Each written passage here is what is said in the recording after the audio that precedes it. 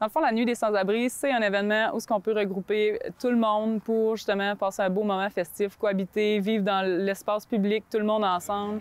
L'événement se veut vraiment festif, donc on a prévu des feux, du jam de musique, une petite marche de sensibilisation. L'objectif, c'est vraiment de sensibiliser les gens à l'exclusion sociale, à l'itinérance et plein d'autres situations de vulnérabilité. L'événement se passe à la grandeur du Québec. Pour nous, c'est notre première édition, mais au niveau national, c'est vraiment la 35e édition. Donc, c'est un comité national qui nous donne les slogans, tout le plan de communication. Donc, c'est vraiment un événement national. C'est juste que nous, c'est notre première édition à Dolbeau-Mistassini.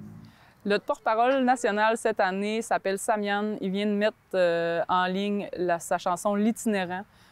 Puis 50 des sommes amassées avec cette chanson-là va être remis pour la cause. Donc, je trouve ça quand même intéressant que les gens aient l'écouter, un texte très touchant. Dans le fond, l'initiative, elle est issue vraiment des organismes qui ont travaillé à la mise en place et au travail avec la halte chaleur.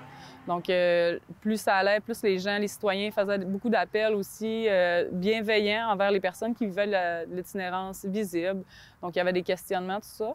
Et comme on était déjà un comité là, pour travailler pour la halte à chaleur, on s'est mobilisé tout le monde ensemble pour faire notre première nuit des sans-abri. Donc, on est plusieurs organismes communautaires, la ville, le CIUS, ainsi que la Sûreté du Québec là, dans le comité organisateur.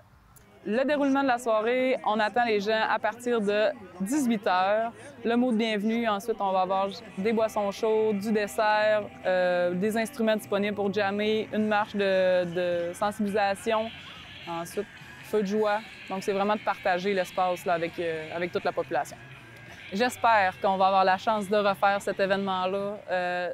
C'est plaisant à organiser parce qu'on est une gang soudée et qui aime collaborer ensemble. Donc, j'espère aussi que tout ça va montrer toute la collaboration du milieu, parce qu'on est quand même 10 acteurs dans le comité organisateur, donc de tout mettre nos agendas ensemble pour mettre sur pied cette organisation-là. C'était l'ouvrage, mais on est très content d'être arrivé là, puis j'espère qu'on va pouvoir reproduire l'expérience.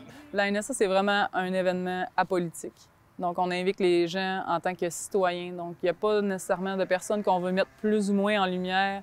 C'est vraiment de soulever toute la collaboration du milieu. Donc, autant qu'organismes communautaires, comme je disais tantôt, la SQ, le CIUS, les citoyens, la ville.